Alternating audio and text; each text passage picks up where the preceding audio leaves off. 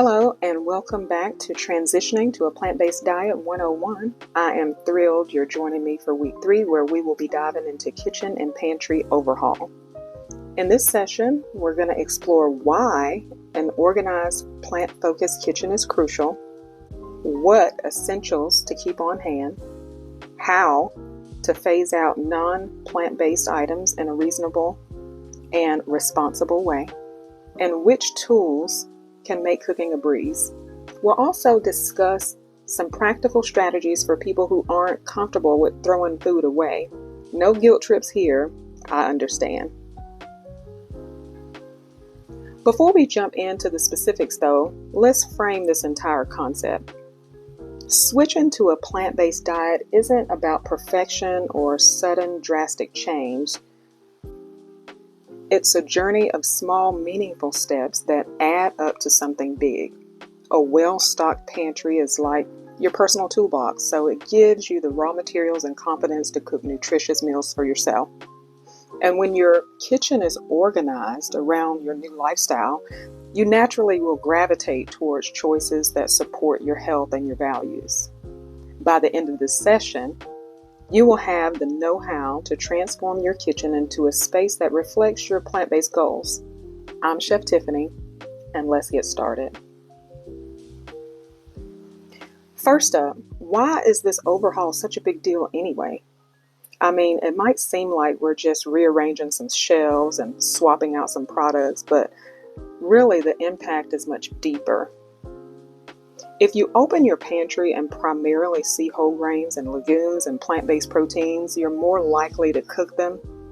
You're effectively reducing daily friction and issues by keeping the right foods visible and within your reach, because we're really going to eat what's there, more than likely. This makes for healthier choices, being more automatic. An organized pantry makes meal prep so much quicker. You know where everything is, and you won't waste all these precious minutes hunting for that bag of quinoa in a cluttered cupboard. Plus, when you see you're running low on something, you'll be able to proactively restock.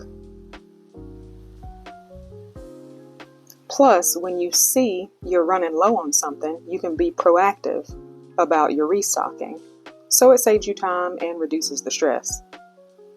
Now, you don't have to overhaul everything all at once. Think of it as a gentle nudge towards your goal. If you replace even 1 or 2 non-plant-based items every week, you'll kind of see a steady, manageable shift in your pantry's content. So be encouraged and just do a gradual transition. A tidy, plant-based kitchen gives you a sense of control. That feeling of confidence can carry over to other areas of your life. When I finished this task, I felt so much better. Especially when you see that you're making some positive changes and everything is much simpler than you imagine. Let's move on to the heart of the overhaul. What exactly do you need to keep in your pantry or cupboards to make plant-based cooking accessible and exciting? Here's a breakdown of some top categories along with some tips. Let's look at whole grains. Brown rice, quinoa, oats, farro, barley. These are the backbone of some plant-based pantry items. They're filling, they're versatile, nutrient dense. I mean, what is there not to like? With pasta, look for whole wheat and even legume-based pastas for extra protein and fiber. They're a great, quick weeknight meal. Toss in some veggies, tomato sauce, maybe a homemade cashew cream sauce. Love that, and I don't make it often enough. For your breads and tortillas, opt for 100% whole grains if possible. Wrap up roasted veggies and beans in a whole wheat tortilla for a fast lunch, or try some sprouted grain breads for sandwiches. For beans, think black beans, chickpeas, pinto beans, kidney beans. We talked about some of these before. Canned or dried. The canned is convenient, but the dried version is more cost effective and really great for batch cooking in a slow cooker or Instapot. I keep both of them on hand and use them based on the time that I have. Red lentils cook really quickly. and dissolve into soups for a creamy texture. Green or brown lentils hold their shape quite a bit better, making them perfect for like veggie burgers and some hearty salad. Split peas are ideal for soups, stews, and comforting pea soup. They're often overlooked, but really pack a pretty good protein punch. A simple weekday meal could be like a lentil spaghetti over whole wheat pasta. Saute onions, garlic, carrots, celery. Add your cooked lentils, crushed tomatoes, seasoning like basil, oregano, whatever it is you put in your regular spaghetti. Let it simmer and then you'll get a robust, comforting sauce. You can add a quick little salad, garlic bread, of course, with the plant-based garlic butter. I like to look to other cultures for flavor-rich recipes. Other things you can incorporate easily are things like lentil or vegetable pasta soups, hummus, dal, falafels, black bean tacos, even like a lentil sausage if you're in the mood.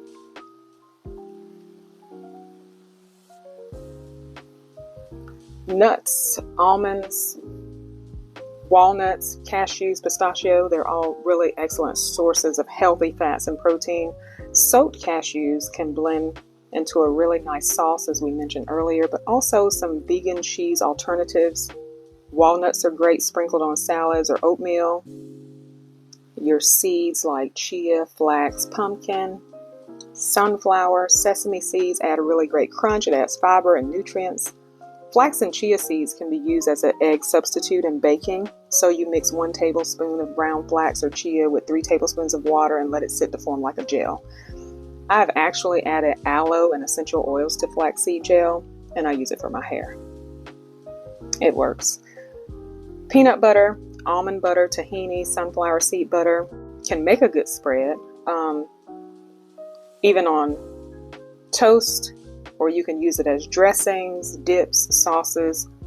Tahini is really good added to hummus or drizzled over some roasted vegetables. Now, tofu is available in varying textures such as silken tofu, soft, firm, extra firm. It's really a blank canvas. You can marinate it, scramble it, bake it, air fry it, whatever you want to do, but by all means, soak it and or season it. Tempeh is a fermented soy product. Pretty nutty flavor with a really firm texture. I'm not crazy about it, but many people like it crumbled into tacos or thinly sliced and pan fried. Seitan is made from wheat gluten and has a more chewy, meat-like texture. You can season it countless ways. Try it in stir fries or sandwiches if you enjoy that meaty feel. I once made it into like barbecue riblets. I mean, everybody ate it, but I didn't make it again. It was okay. Maybe I just needed to keep doing it over and over. Who knows? It's always good to know how to boost flavor. The fastest and my favorite way is to use Mola Foods seasoning. But individual herbs can be combined to get the flavor profile that you want, and you can always Google flavor combinations.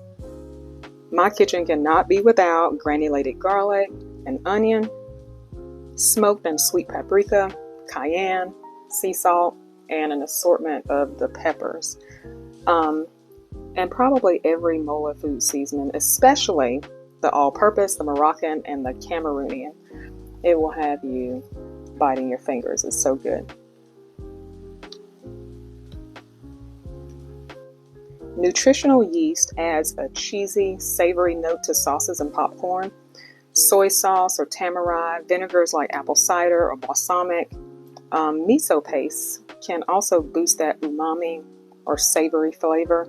Hot sauces bring up the heat and the depth. I also like to keep on hand a vegan Worcestershire sauce. Who knows how to say it? I don't know.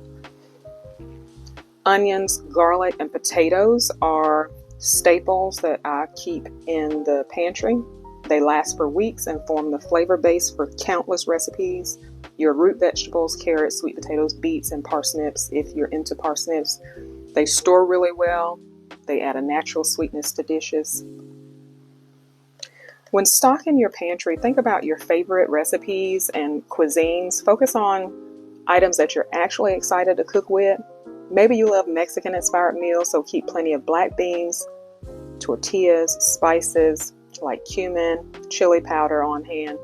Or if you enjoy Mediterranean flavors, of course you want to have like olive oil and sun-dried tomatoes and lots of fresh herbs. The more you enjoy the staples, the likelier you are to stick to that way of eating. So next, let's tackle the less fun part. What items might you remove or reduce in your pantry? So number one would be highly processed and non-plant-based items. So excessive packaged food. If your pantry is overflowing with chips and sugary cereals and cookies, consider gradually swapping out those for maybe baked veggie chips or granola made with whole grains, or some homemade energy bites. These things are easy to make. Just find some recipes and just get busy. For high saturated fat products like butter, heavy cream, processed meats, cheese, these can be replaced with plant-based versions or phased out over time. Your dairy-free butter can be found in most grocery stores, and there are plenty of nut-based cream alternatives. To avoid foods with hidden animal ingredients, you will have to learn how to read these labels. Common sneaky ingredients include whey, casein, gelatin, and certain food colorings. A quick scan can help you identify which products don't align with your new goals. So leave that mess at the store so you don't have to waste time taking it back or be tempted to eat it. You're going to want to switch out your white sugar and corn syrup and aspartame laden products with some natural sweeteners. Like you can go to maple syrup, date syrup, there's coconut sugar, or even mashed bananas in baking. These alternatives often have more nutrients and a richer flavor profile. Don't feel pressured to dump everything right away. You can gradually transition by using up what's left or by designating a separate shelf or a box or something until you're ready to move on. I completely understand it can feel wasteful or even financially irresponsible to toss out food that you've already purchased. The good news is there are a few strategies that can ensure nothing goes to waste. There are a couple of things you can do. You can use it up, share, donate, or repurpose. So using it gradually, if you still have some dairy milk, or you can use it in your coffee or cereal until it's gone, and then you can try plant-based milk like almond or soy or oat. If you have ground meat, mix in some lentils and make something like a chili to stretch it out, and then reduce how much animal product you're using. If you're certain that you won't consume these items, consider giving them to friends or family who are not transitioning. Local food banks often accept unopened, non-perishable foods. Just make sure you check the expiration dates.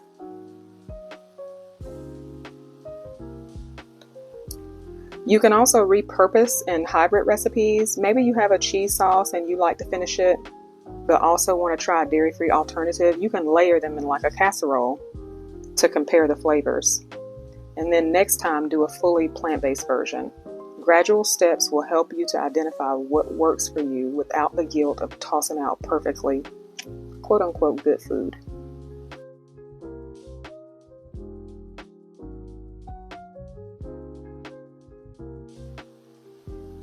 A well-organized pantry doesn't just look nice, it actually supports your new habits. So here's some ideas. Categorize and label everything. You've watched me categorize my pantry. My labels are on the way, so that is the next thing I'm going to do. Group your grains, beans, and other staples so that you always know what you have. Clear containers and mason jars are fantastic for letting you see your inventory at a glance. Next, use first in, first out, or FIFO. When you buy new stuff, put them behind the old things. This helps to make sure you're using the older product first so that you're not putting your new thing in the front and then the old thing gets stuck in the back and eventually expire, and essentially you're wasting money.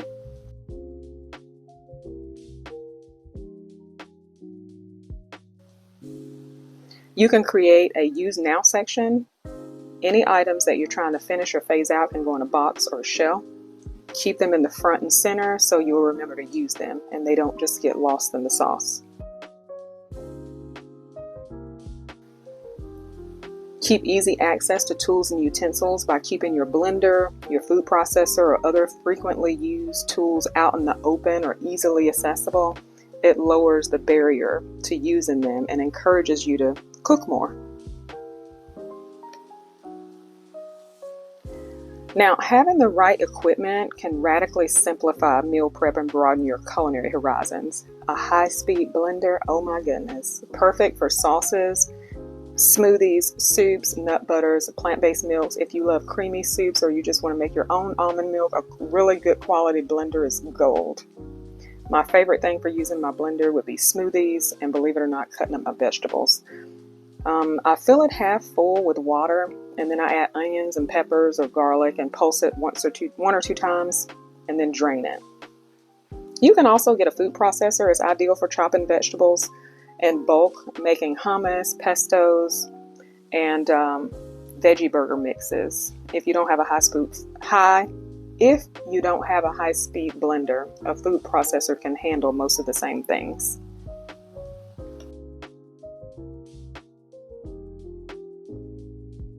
The Instapot or pressure cooker cuts down on cooking time for beans, lentils, and whole grains. Perfect for batch cooking. Think, large pots of chili or soup or rice. Slow cookers and crock pots are a set it and forget it approach to stews and soups and even oatmeal. This is a great thing to use on busy days when you just want dinner to be ready when you get there. I have never made anything good in a crock pot. I don't know what the deal is, so I just use it to keep things warm. Air fryers give that crispy texture to vegetables, tofu, and even homemade fries with minimal oil. It's a healthier alternative to deep frying and can quickly become your go-to.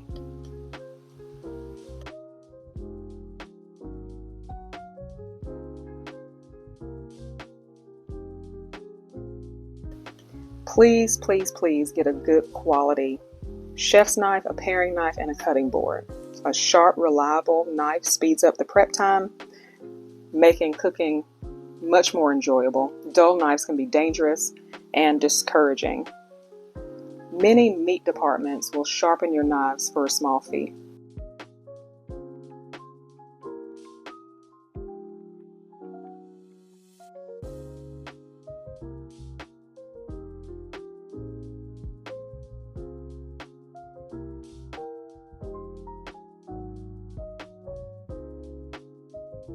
Masons and storage containers. I bought several glass containers because I wanted to transition and get rid of that old Tupperware.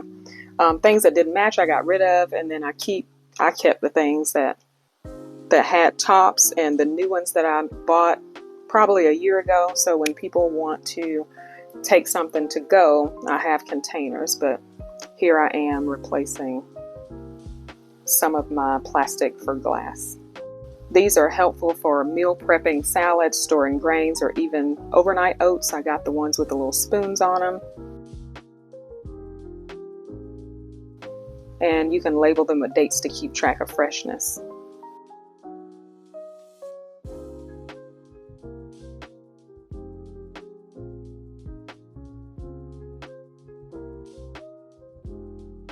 Know that you don't need to buy everything at once. Start with basic things like a knife, a good cutting board, and maybe one appliance that you know that you'll use, like a blender or a slow cooker. And over time, you can add some of the things you want, or you might feel like you don't even need some of those other things.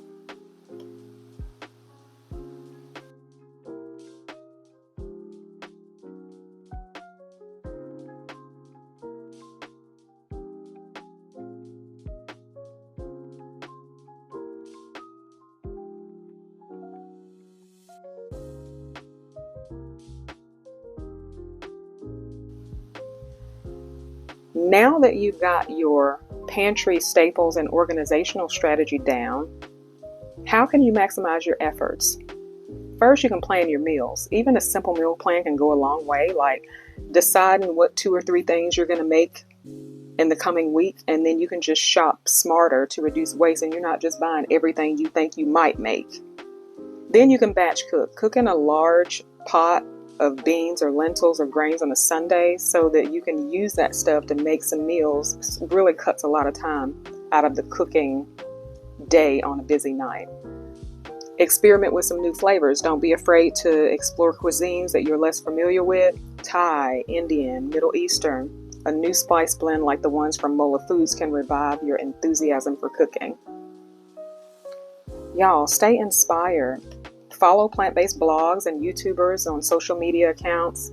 Share recipes with your friends and whoever's exploring plant-based diet. It don't even matter if it look good. People are going to want to eat it anyway. This type of inspiration can keep you motivated.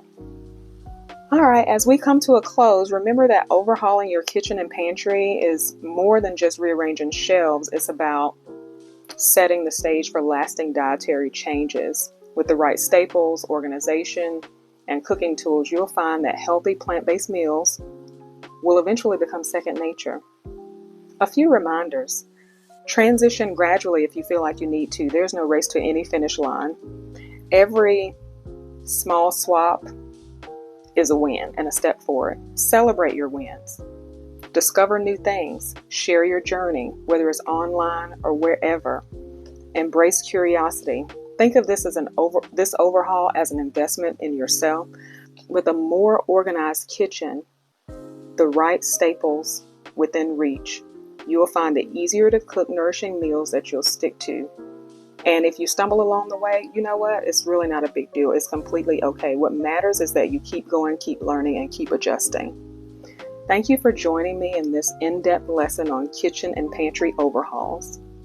I hope you feel inspired and equipped to take the next steps in your plant-based journey. Stay tuned for our next lesson, where we'll explore more tips and strategies to help you thrive on a plant-based diet. I will see you next time.